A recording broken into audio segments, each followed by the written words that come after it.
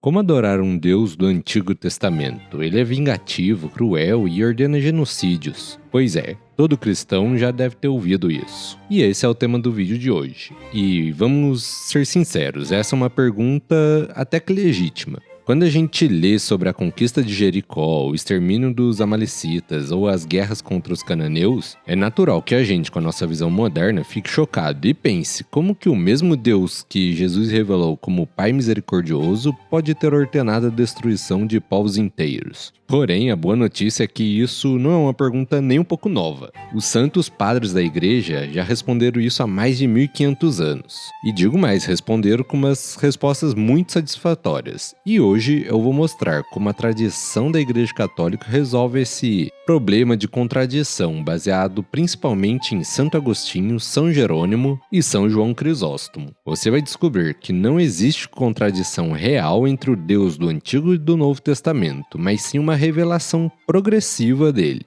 E o ápice dessa revelação é lá em Cristo. Bom, então vamos começar com a nossa jornada da sabedoria milenar da Igreja. E bom, para começar, vamos ser honestos sobre a real dificuldade que essas passagens representam. Não adianta a gente tentar minimizar ou fingir que não existem alguns textos mais difíceis. E os principais mais problemáticos, a gente tem, por exemplo, a passagem que realmente causa um desconforto, tem Josué 6, onde a gente lê que os israelitas destruíram tudo na cidade, homens, mulheres, jovens, velhos, lá de Jericó. E temos também 1 Samuel 15, onde Deus ordena a Saul, falando para ele ferir os amalecitas e destruir tudo, matar homens, mulheres, crianças. E também temos no livro de Números, capítulo 31, a vingança contra os madianitas, incluindo mulheres e crianças. E atualmente tem muito crítico que argumenta que esses textos revelam um Deus tribal, vingativo e incompatível com o que Jesus ensina.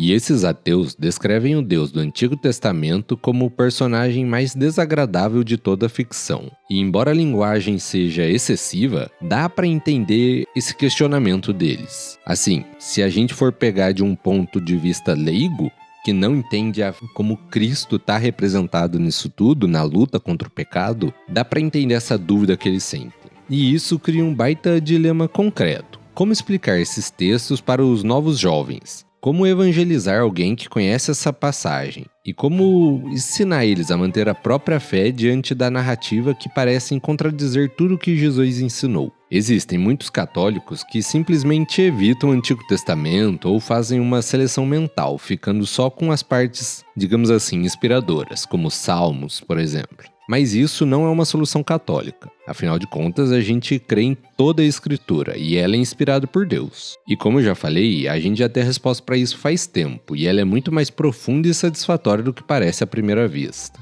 E bom, Santo Agostinho, começando por ele estabeleceu um princípio que permanece até hoje. No Antigo Testamento está latente o Novo, e no Novo Testamento está patente o Antigo. E isso significa que não há contradição entre os dois testamentos, mas um desenvolvimento orgânico da mesma revelação divina. É como se fosse lá no Antigo Testamento uma semente que foi plantada, e no Novo Testamento ela se transforma em uma árvore. Não tem contradição entre elas, mas o crescimento natural. O mesmo Deus que se revela como a trindade de amor no Novo Testamento já estava presente no Antigo, embora de uma forma ainda velada. E São João Crisóstomo desenvolveu um conceito fundamental, chamado de a condescendência divina. Deus se adapta ao nível humano, utilizando linguagem e conceitos compreensíveis de cada época para comunicar as verdades eternas. Para exemplificar, vamos pensar assim. Quando um pai ensina segurança de trânsito para uma criança de 5 anos, ele usa uma linguagem simples, talvez até dramática. Ele diz algo como, cuidado, ou você pode ser atropelado.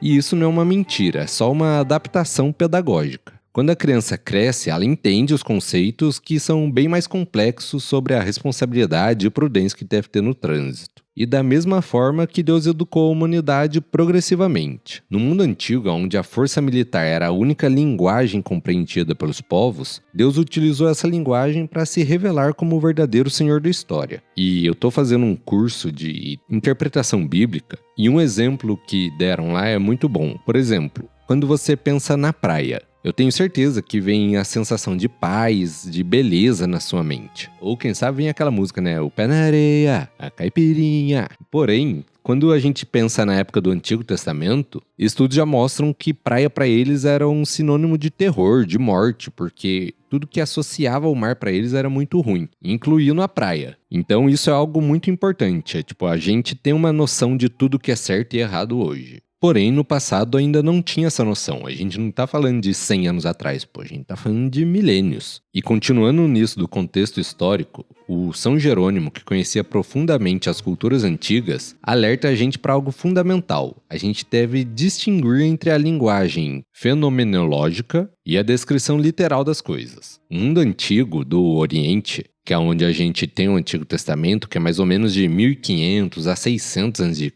era extremamente violento. E os textos assírios e babilônicos egípcios da época descrevem práticas ainda mais brutais do que mencionadas na Bíblia. É sério, se você pega os textos da mesma época fora da Bíblia, eles eram ainda mais brutais. E a diferença é que Israel compreendia suas batalhas dentro de um plano divino. Eles tinham essa noção da salvação já. Ao menos estavam começando a ter. Além disso, muitas expressões sobre destruição total do hebraico antigo seguem convenções literárias da época. Quando eles falavam de destruição total, era uma linguagem militar para enfatizar essa vitória total. E não necessariamente tinha ocorrido um massacre literal de cada pessoa. E uma coisa que eu também lembro que eu vi no curso é a questão de que a nossa linguagem também evolui. Então, por exemplo, hoje em dia a gente tem muito mais palavras para conseguir se expressar do que o pessoal daquela época. Então, a gente conhece, linguagem para falar quando ocorre a morte de uma pessoa, de duas, de um grupo ou de milhares. Naquela época, talvez, se ocorresse a morte de 5 pessoas, já era no plural, então eles já usassem um termo como extermínio. Enfim, mas vamos para a confirmação arqueológica. E aqui a gente tem uma descoberta fascinante hoje em dia. Em muitos sítios onde a Bíblia fala de destruição total, os arqueólogos encontraram evidência de continuidade da população. Por exemplo, em Jericó. Era uma pequena fortaleza militar e não era uma grande cidade populosa. E isso confirma o que eu estava falando da linguagem épica e como ela magnificava a intenção divina, sem necessariamente implicar em um genocídio massivo. Bom, então vamos examinar especificamente alguns dos textos mais desafiadores, usando os métodos dos Santos Padres. A conquista de Jericó, como eu falei, o Santo Agostinho interpretava essa narrativa em múltiplos níveis. Primeiro, o nível literal. A batalha realmente aconteceu como um instrumento da providência divina. Segundo, ele tinha a opção de um nível alegórico, onde Jericó representa o mundo pecaminoso que a gente deve destruir e está dentro da alma de cada cristão. A narrativa moral, onde as muralhas simbolizam os obstáculos espirituais que impedem a nossa união com Deus, e o nível anagógico, que prefigura a vitória final de Cristo sobre todas as forças do mal. Os elementos rituais da conquista, por exemplo, as 7 voltas, as trombetas, o grito do povo, sugerem um significado litúrgico que transcende essa narrativa militar. É como se fosse uma catequese sobre a necessidade da conversão radical. Agora a gente tem também o extermínio dos amalecitas. Bom, eles representavam a oposição sistemática e irreconciliável ao plano da salvação divina. Foram os primeiros a atacar Israel na saída do Egito, estabelecendo um padrão de hostilidade que se perpetuou através das gerações. De uma forma alegórica, é como se eles estivessem representando os vícios enraizados que devem ser completamente erradicados da alma. A misericórdia de Saul ao poupar o rei simboliza a nossa tendência de manter o compromisso com o pecado, impedindo a purificação completa da alma. Agora a gente tem também a guerra contra os madianitas. E São João Crisóstomo explica que os madianitas não eram simplesmente inimigos políticos, mas agentes da corrupção espiritual.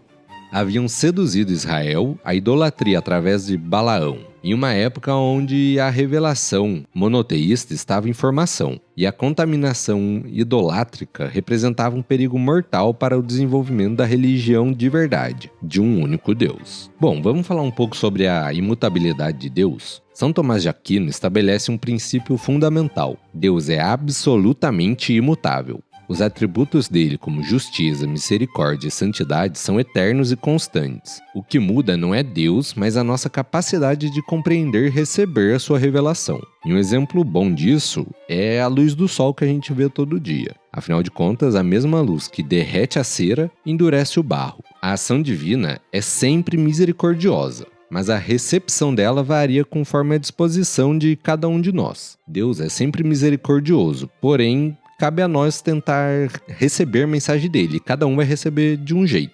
E só um parênteses rápido aqui, e é por isso que a gente precisa da tradição e do magistério da igreja. Porque se a gente for pegar a Bíblia para cada um interpretar do seu jeito, vai virar uma bagunça total. Então a gente precisa desse magistério e tradição que Jesus Cristo nos deixou para nos guiar no caminho da salvação. Mas agora, voltando ao assunto, São Gregório Magno desenvolveu o conceito de misericórdia oculta e diz que elas estão na salvação divina aparentemente severas assim. Mesmo quando Deus permite o sofrimento temporais, a sua intenção última é sempre a salvação. Ele quer despertar o arrependimento, preservar os justos ou impedir males ainda maiores. Os povos cananeus haviam chegado a práticas extremamente degradantes. Sacrifícios humanos, prostituição cultural, idolatria que incluía atos bestiais, e a influência dele estava ameaçando corromper não só Israel, mas o próprio plano da salvação universal. E sério, quem não lembra no livro de Reis da Bíblia, onde cita as prostitutas divinas? Eu lembro que a primeira vez que eu li isso, eu fiquei, como assim, cara? É impossível isso existir. E existia.